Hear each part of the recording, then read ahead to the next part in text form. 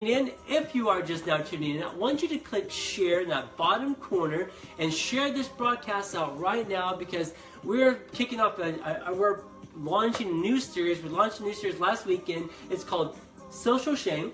And today we're talking about guilt versus shame. It's going to be awesome, right? Yeah, it's we're really excited about it. Yeah, it's going to be really great. So guys, all right, if you're a first-time viewer, so if you're just now tuning in, you're a first-time viewer, guys, you need to know that our platform focuses on social issues within the digital space, but we leverage our foundation on Christ. So we look at it through the lens of Christ, right? Yeah, our goal is to create a more effective way of communication through the devices of social media, such as, Facebook, Twitter, Instagram, YouTube, all that good stuff. Yeah. And so today, like I said, we recently launched a new series on social shame, and today we're talking about guilt versus shame, right? Now more than ever, we just need to develop better ways of communication, right, Ray? And just deeper ways of communication in social media. Yeah, that's right. To engage in it more effectively within our community, both in the physical and digital spaces. To just grow outside of ourselves, so we're more, diversely minded adult communities, politically, socially, and in gender. That's right, and we need to create a more mindful approach as we communicate on social media. Yeah. To gain a better sense of value and respect for ourselves and our community. That's right. That's awesome. You nailed it.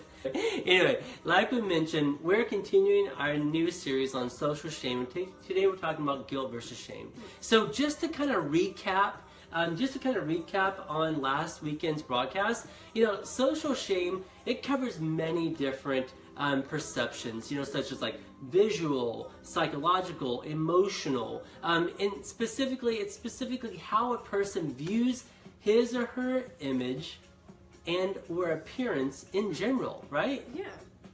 Yeah, and to help boost a person's confidence. Yeah. And they need to find and try new ways to look more. They try to find ways to look more attractive. You're right. And to mask their so-called flaws. Yeah, that's a good point. So people really try to leverage different makeup, whatever the thing is, makeup, right? like mascara and or Botox. They just leverage filters even too. Yeah, filters. They just leverage all these to mask these so-called flaws, but these aren't even flaws, right? Yeah, it's our identity. It's who we're made, and it's awesome. We're great. We don't need to mask it. It makes us unique. That's right. Yeah. That's a good point. Yeah, exactly. And they may not realize that these actions, are based on the perception of others, and not the love they truly have for themselves. Yeah, honestly. that's a good point. That's a good point. Like I said, the clothes they wear, cars we drive, even who we are with, honestly, have a strong effect on our lives. That's definitely, I've had experience with that. Yeah. But if it's motivated by a C mentality, a be seen, right? A be seen mentality. Yeah. That's right. Like she said, like Karen mentioned, maybe it's who you're with. It's like, oh, I want to be in this, this niche crowd or this group of people because I want to be seen. And it's that be seen mentality that really creates an ecosystem of either shame or guilt and social shaming and lack of self-worth. Like Larry said, the rich crowd, and you see them with all those fancy cars. I want that, so people can be like, wow, look at me, That's exactly right.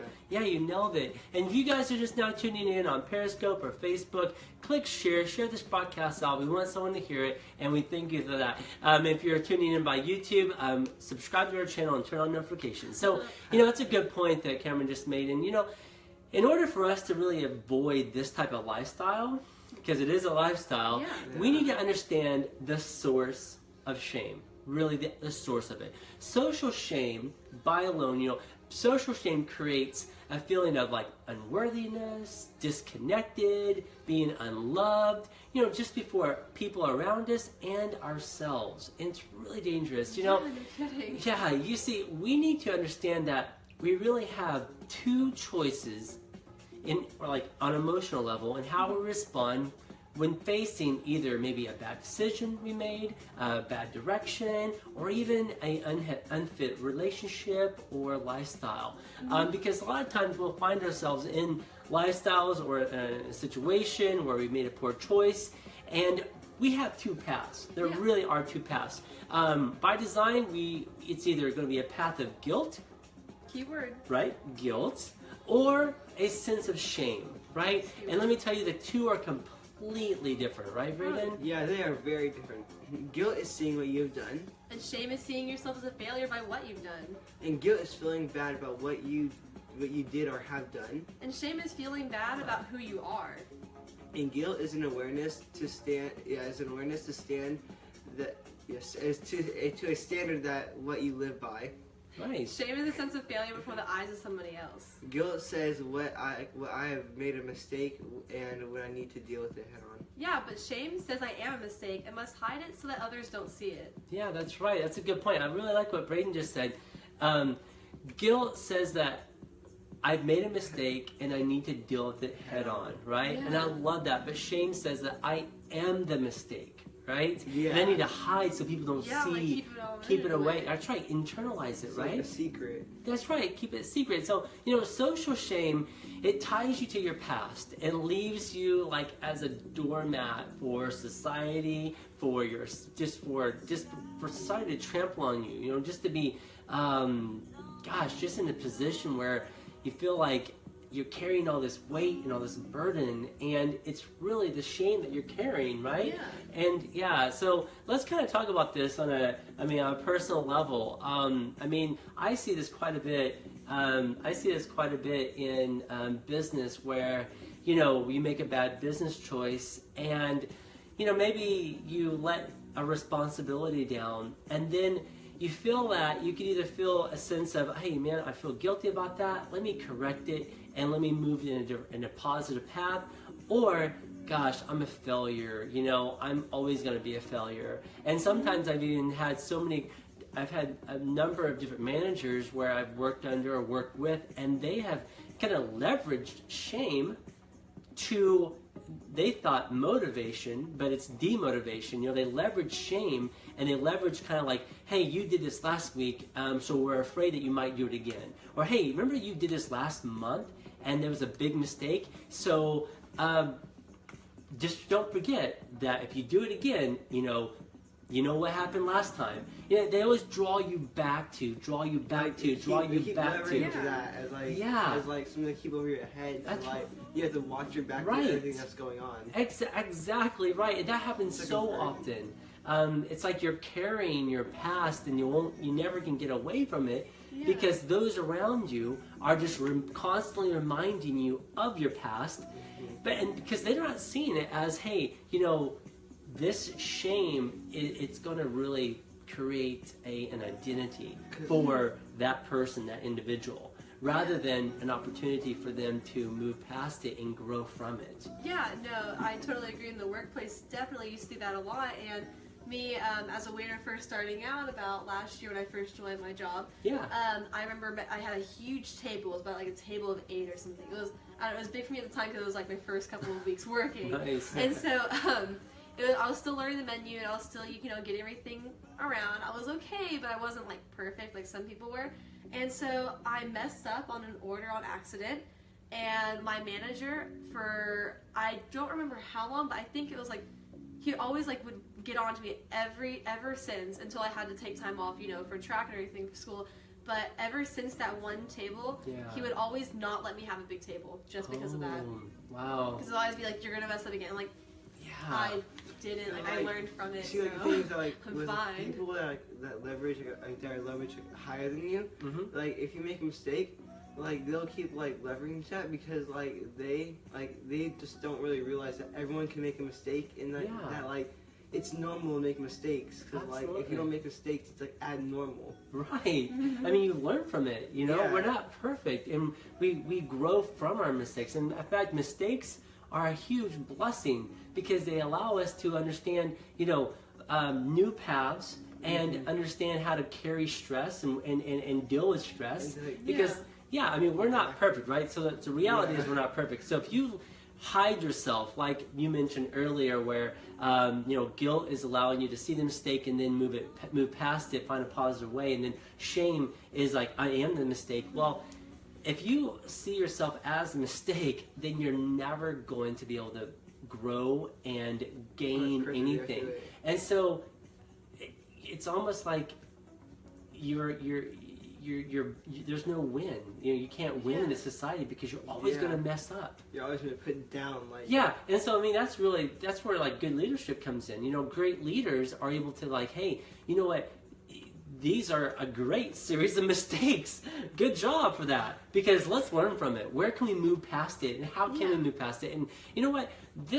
Maybe this mistake wasn't just the big table of managing. Maybe it was something else. Let's discover. Maybe it was a process within your job that was broken. Maybe it wasn't just you alone. Maybe there was a series. Because in any role that we have in life, we're not the only person, right? There's always other people a part of our space in every decision we make. So oftentimes it's not the person, it could be the process, right? So, that's one thing that we have to realize is that the more that we open our eyes and allow ourselves to see that, hey, there are multiple things are happening here and it's not just me, then we're also able to see that, hey, there's a better way of approaching it personally, right?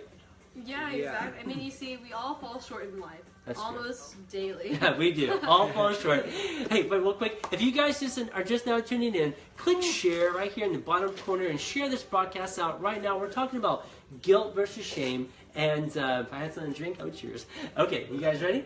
I gotta hold my straw. I'm sorry trying to drink. Oh my gosh. Good. It's because you sat. Thank you, Starbucks. Because you sat on my drink. Because you put it in my chair. Okay, well, What? All right. Anyway, thanks you guys. Thanks for sharing this broadcast out. We appreciate it. So going back to what we're talking about, guilt versus shame. Yes, and about how we always fall short in life and stuff, and it's natural it's natural for us to feel weight and a burden. Weight and burden. That's totally natural. Absolutely. You feel it. I heard one time. You can't have the ups if you don't have the downs. That's true. That's a good point. Exactly. And all those failures, all those failures and disappointments, yes, they're hard on us and it's hard to sometimes get through and you always think this is it, but there's always going to be something else. There's always a purpose for you. That's right. There's always a purpose. But always purpose. And so when you get, those failures or disappointments, we need to ask ourselves, what are we really carrying on our shoulders? A weight of guilt or a weight of shame. And so we either move past it or carry it with us. That's a good point. Mm-hmm. So that was a great point, Caroline. And he sometimes talks soft. I know. He's soft. Give us some energy, boy.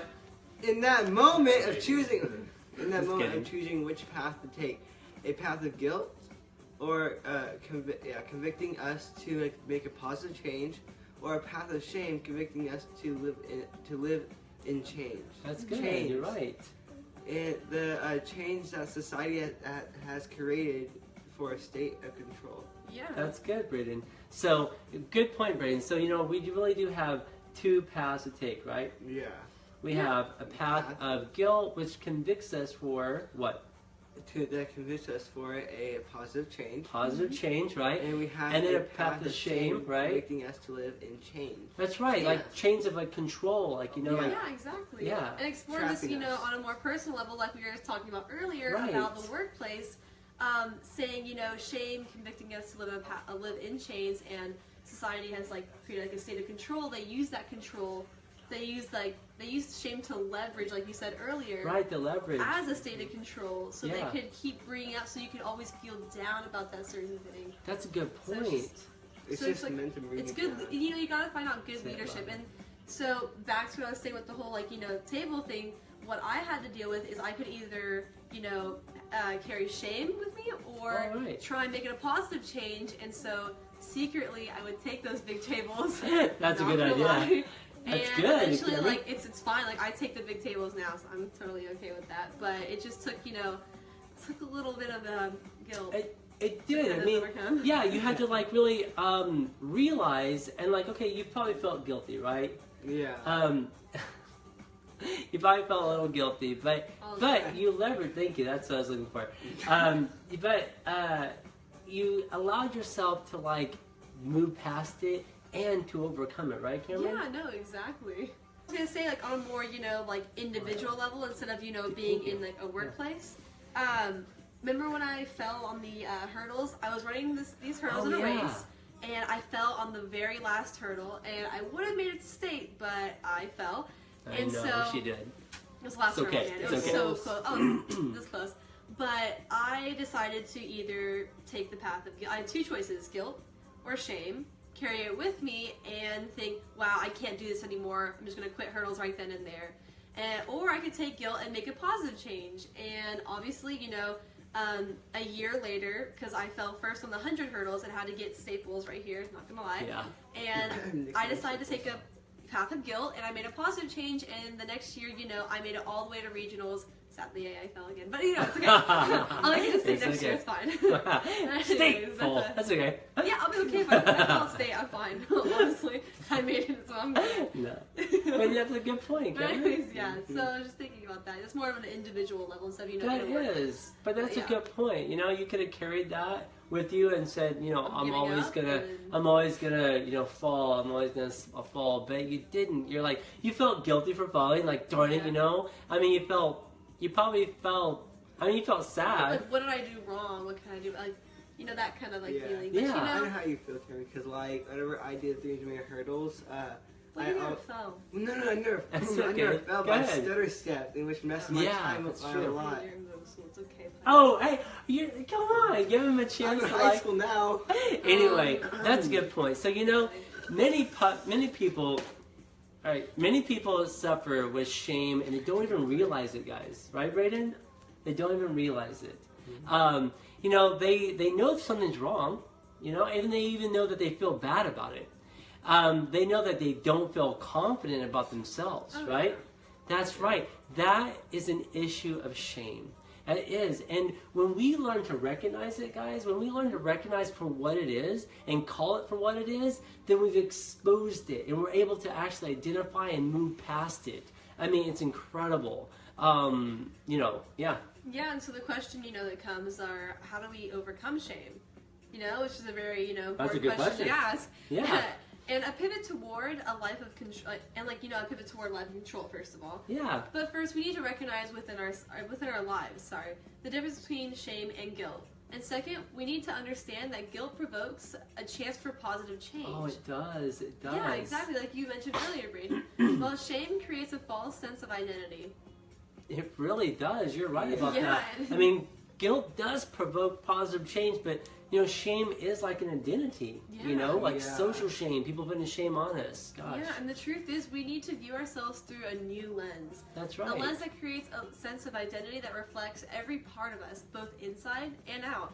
Christ wants us to depend and trust on Him to live a full life of success, and not pressured by what society has convinced us is success. That's right. So you gotta learn to be thankful for who you are, pretty much. I mean, that's true. Yeah. That's a good point, Cameron. You know, you do have to be thankful for who you are. I mean, we see that quite a bit in social media, where we're like comparing ourselves. People are like getting, you know, the whole Kylie Jenner lip challenge. Yeah. You know, like you mentioned earlier. Yeah, like all these things that are built up by society, by social media, by media celebrities, that creates a sense of shame because we cannot leverage up or measure up to that. And it's dangerous, right, Brayden? I mean, we all do it. It could be in sports. I mean, you could see someone running. It could be in anything. What? I said it could be anything. It could be anything, yeah. Anything. Alright, so that was a great point. It was a great point, And Cameron. society uses so many things to violate our self-worth. That's right. It leverages our insecurities for control and confusion. Yeah. That's a good point, Brayden. I mean, it does. It leverages our insecurities. Definitely control too. It leverages our insecurities to like gain control of us and like basically like use us as their puppet. That's right. It definitely controls us, because if you carry that like that sense of shame on you, you're gonna think, oh, I can't do this because It's gonna put you down. I made this mistake last time, and you know, I just can't do this again, you know. So you're not gonna do the opportunities that you'll be able to do if you can't overcome certain things. Right. You won't have that self-confidence you had in the first place. Yes, it chips away at that. Yeah, it'll just like diminish it basically. It does. Yeah. And Yeah, it really does. yeah, but so if you are like centered in Christ, then your identity is founded on an identity of Christ.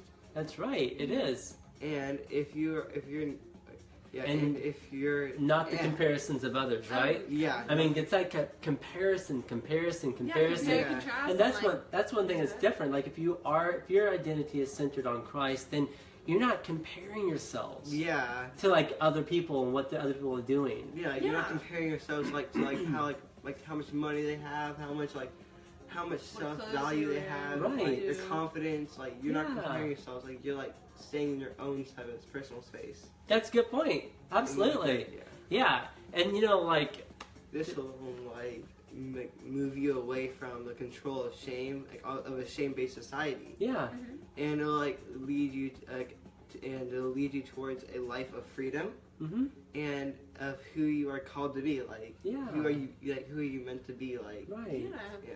Yeah, because we're not always meant to be like Kylie Jenner or Yeah, you're like, fill in the Yeah, blank, we're meant right? to be us. You're meant to be like your own unique like individual. Yeah, and that's what we were talking about earlier when we first started the broadcast. You know, we talked about how like people will like use Botox or Yeah. makeup To, like, or Fill those clothes flaws or that they don't even have.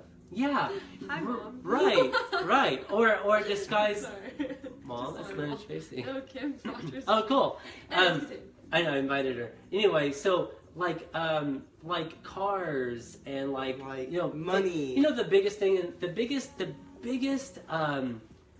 what do they call it? Not myth. The biggest oh my gosh, I can't think of the word. The biggest confusion. The biggest confusion thing that we've all been a part of in life. I can't think of the right word. Is keeping up with the Joneses.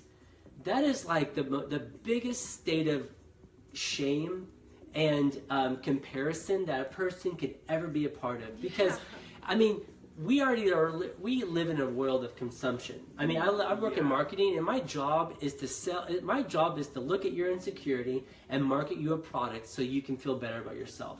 Yeah. That's so I can get control of you, I and mean, that's. like you said a while ago, you said that you can see someone's insecurities by what they buy. Yeah, absolutely. So if they buy a lot of makeup, so obviously they're insecure about their looks. Yeah. If they So, like, buy a lot of, different clothes to make themselves look better, you can see they're, afraid to look, I guess, in the sense of, like, not wealthy, Right. poor in a way.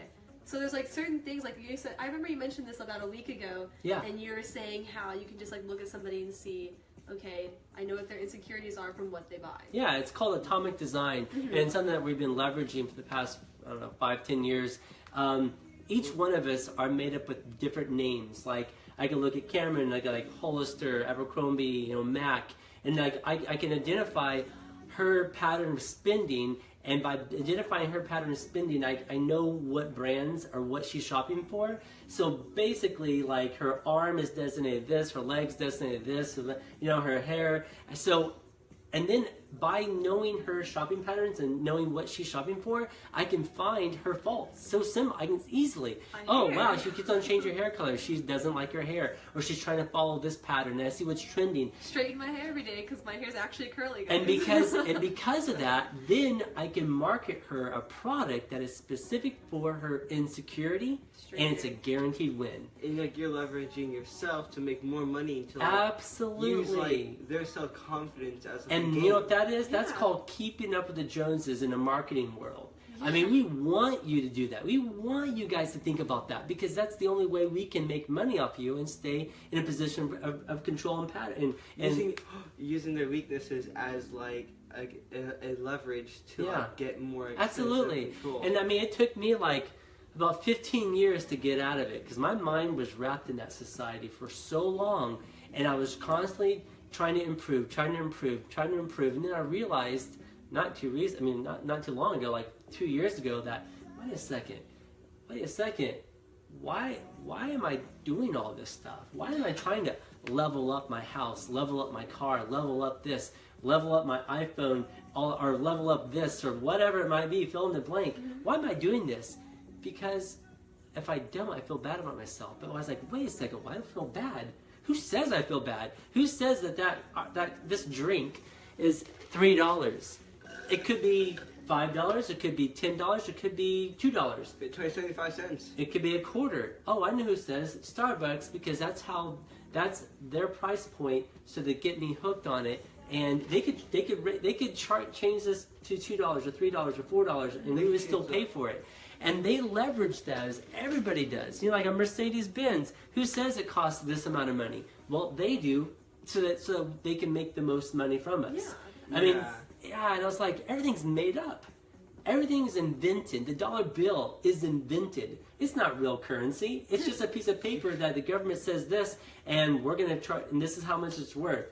It's not really worth that. It's all made up. And if we base our lives on this type of society, then we're going to live in a constant state of shame, trying to compare ourselves, and we're never going to just be able to be happy with who we are, like you mentioned earlier about who we're called to be in life. Right? Like with gold and diamonds and everything like that, like, we're the ones who give it value. That's like, right. Like, by itself, it's just a plain old rock. Like, it's just a plain old rock. We gave it value. And who says it's that value?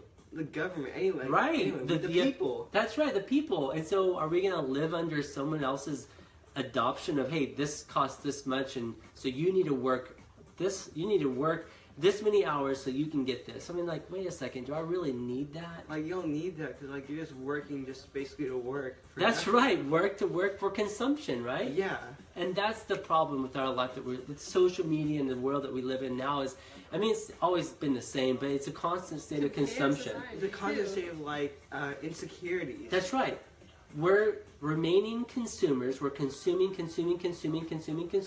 because because of our insecurities. Because of our perception of others. Right, yes. Exactly. And if we feel like we're not living up to that perception of others, then we have insecurities. Yeah. And then we just want to work harder. The real reality is that we don't need that type of stuff, because, like, us ourselves, we're our own unique type of person. That's right. And, like, with, like, us being insecure, it's just like giving someone else, like, leverage and more power than, like, we need to give it. Like, exactly. No, it's great to have a nice car. It's great, but to get a new car every 2 years just because you're trying to keep up, oh my gosh, you bought into the system and bad. You give everyone power over you. I know, right? I mean, that's why I love marketing. I mean, I did. Now I don't really like marketing anymore. To be honest, I really don't like it, because I don't like leveraging other people's weaknesses just to, like, benefit. And so, I don't know, like, personal level. That's like almost every type of, job there is. Kinda. Food too. I've really been thinking a lot about this lately. I've been thinking about, actually, the best, if I had to start all over again, I would go into a career of service, like the medical field. That's a career of service. You're not leveraging anybody to gain more money. You're there to help, and all you get paid well. That's a good service. Art teaching, that's a great industry, because you're there to provide wealth and knowledge. But when it comes to, like, sales, I've never wanted to do sales in my life, because I don't like making somebody buy something that they can't afford, because I don't want to be that person, and it's hard for me to make somebody, especially retail sales. It's like you're definitely leveraging their insecurities to buy the next trend, and I'm like, I don't know, man. Like, new makeup, new cars, new everything. It's like it's not really bad to have that. Yeah. But if you're a part of a company or a brand that's only focus is to gain money and to, like, and not to care about the product and the value of the product that it adds, maybe like motivation. Right. It's all about people's motivation. It's all about motivation, right? So, you know what? I want to that was a nice little conversation we had there. Hey guys, if you're just now tuning in, click share and share this broadcast out. We are wrapping it up right now. We have 5 more minutes and this broadcast is over. So if you're just now tuning in, click share this broadcast out, because we're wrapping it up. We have 5 more minutes. We're talking about guilt versus shame. And if you're just now tuning in, I want you to rewind this broadcast so you can watch it in its entirety. It's only about 20 minutes long. It's incredible, right? It's been a good time to talk about guilt versus shame and how the society has built this culture of us just buying into a consumer-based mindset, leveraged by our insecurities, in which we give value to it. Right? And if we fall short of that, we fall short of being able to buy that, then we feel a sense of guilt or a sense of shame. And we're either by guilt, we're motivated to move in a positive direction, maybe to make a better lifestyle change, right? Or shame, just carry it with you. Or shame, just carrying it with us, feeling that we're a failure and that we just have to work harder because we can't afford what society has created us to afford, and it's a constant treadmill. We're not on a ladder. We're not moving up. We're in a treadmill, right? You're just going in one direction. Yeah, it's sad. It's so sad. You know, I tell you, I love what Psalms... You're not moving, right? And I'm not going to be a consumer, man. I'm not doing it. I'm not going to live in this consumption-based world. No. I'm making some changes. I've already made changes, in fact. Anyway, so I love really what Psalms 139, verse 14 says. You know, it says, I will praise thee because I am fearfully and wonderfully made. And that is straight from God's word. I mean, that's what Braden said, that, you know, we are all individuals. You know, so whenever we feel attacked by a sense of shame, maybe someone in your space is shaming you, like just dropping some shame on you, like, hey man, where were you? I thought you were my friend. You didn't show up. Or, hey, I thought that you're going to be responsible in this, and you just didn't live up to it. And if they're not allowing you a space to correct, big difference, a space to correct, if they're just making you own that, well, guys, get away from that situation and that environment. Because remember, we are fearfully and wonderfully made, right? Like my friends. Yeah, like all of our friends. We all have friends in our lives that can either make us adopt a sense of shame or give us a space of correction. And that's that space that you know that that's the value. You know that that's a valuable person or that's a valuable whatever in your life. Everyone's value in their own like perspective and like their own ways. Yeah, that's right. But everyone does value in their own ways. And how do you know that if it's a good sense of value? Well, one, if they allow you to value them and yourself. Yeah. And you can see a sense of a good person in how they value themselves. If they don't, if they don't value you, you know that they don't value themselves. Yeah, definitely. Because there's an issue here. Like a gap. Right, but if you know that they value themselves and they know that they are fearfully and wonderfully made, then they're going to allow a space for correction and a space to pivot, and they're going to be more compassionate. You know, they're going to be more of a listener rather than just, here's my opinion. Like, here's my opinion, I'm out. That's right, yeah. You know, guys, don't ever devalue your worth. Just like Braden said earlier about our self-worth. You know, and don't forget, like, you know, we are fearfully and wonderfully made, and every time somebody comes to us and tries to shame us, just look in your little selfie camera and say, you know what? I'm awesome. I'm incredible. The Bible says that we're amazing. We're amazing gifts and we're amazing creatures. You know, so just be that. Just be awesome. Be amazing and be yourself. Right? Be unique and authentic. Yeah, be unique and authentic. And that's pretty much our story today. You know, how do you pivot away from a sense of shame? Well, you got to realize that what are you carrying? Like Cameron said, are you carrying a burden of guilt or a burden of shame? You know, what weight are you carrying? And guilt allows you to pivot. It allows you the chance to pivot or keep it with you. Right, because you're provoked. You're provoked to make a different choice, and you're gonna feel that. And you can never change the past. It's already happened. Yeah. So why try and why carry that with you if you already know you can't change it? So it's better to just move past something. That's right. It's easier to actually move past something. Exactly. Forget it.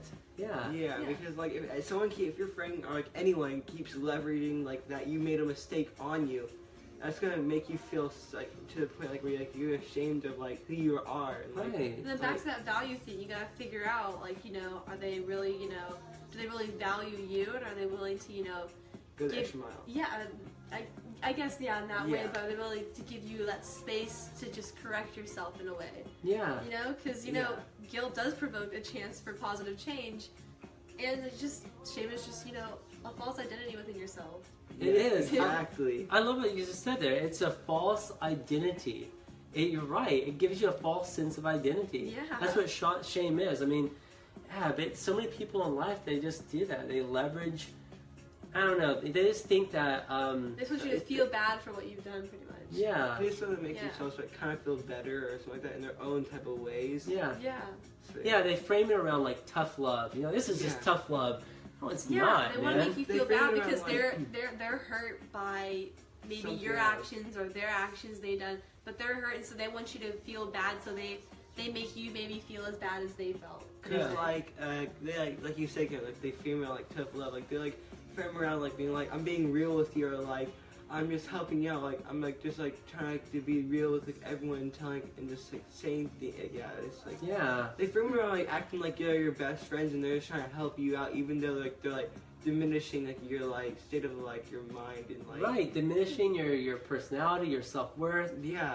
Yeah, that's the difference between a leader and not a leader, you know. Because like if like they keep saying like I'm just like being real with you, and like I'm just not gonna like they say they're helping you out, but they're really not. Like Yeah, you're right.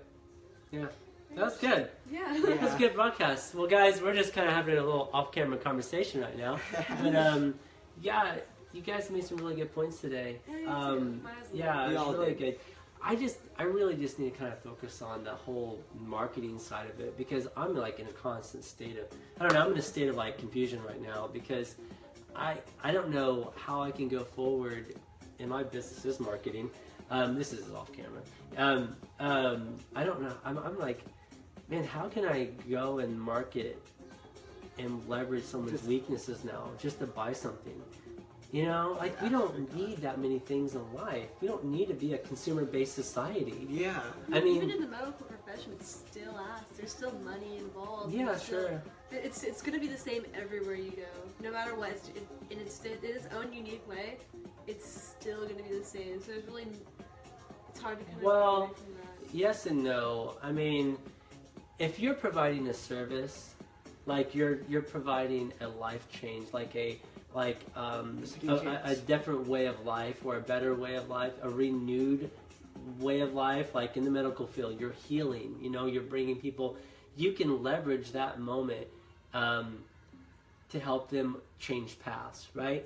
But like if you're selling a used car or selling a car, even not even that's okay. Even selling cars, if you're putting somebody in a car that they can't afford it, and you know that, and but you know But they you're doing need the same it. thing in the medical profession. You're putting people. They come out with like thousands of dollars of debt. They come out because you know they're going to be like, oh, they're going to need yes. this. So But Cameron, you know Yeah, what? There's it's certain- different places in that's like working for a hospital or whatever. What if you work for a non-profit medical? Cross. What if you work for like a Red Cross? What if you work for the WHO, like WHO, World Health Organization? it's just like hard in that way humanitarian. because in a way like society doesn't want you to make that a profession. Sure, it doesn't. So it's hard to kind of do those types of things. But because you can make it. Society's You know, basically it's always something- looking You against can make it. You can invent it. You can do it. I mean, you can do it. Society's non-profits, basically so always- You can do it. Don't. Hey, Non-profit. we can't give. We can't. Hey, we Society's- can't give into. We can't. We can't. Society's like Well, always. we kind of working did, against and what's the point of even having a conversation if we're already giving up? you. The whole point of having the conversation is to provoke change. If you don't provoke the thought, then it'll never happen. Just having the conversation creates a pathway to maybe something. And it could be unknown. We all are on our unknown paths, right? We all have different paths in life and we don't know where they are.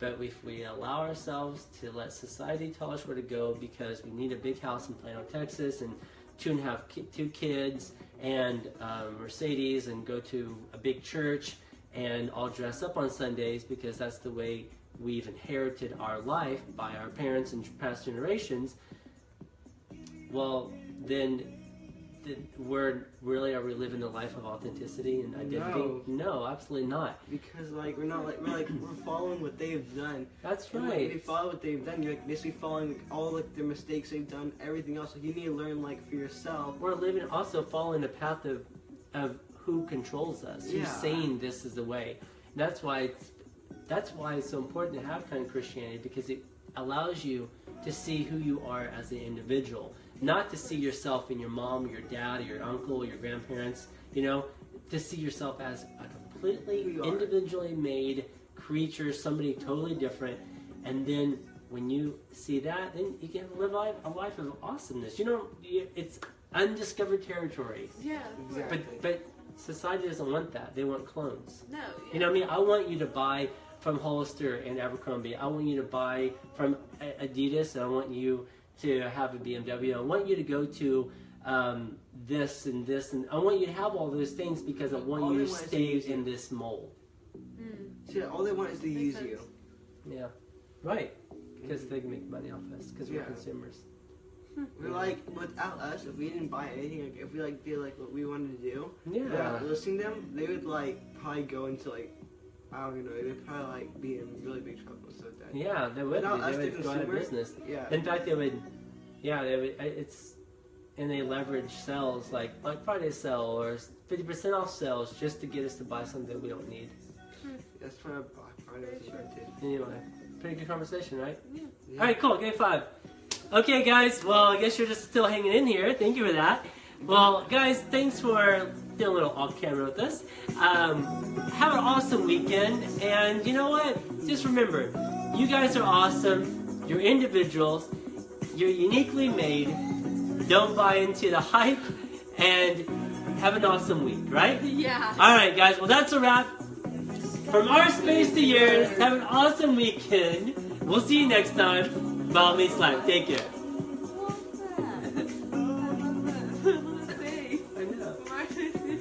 I love it. All right. Good job. See you guys. See you next weekend.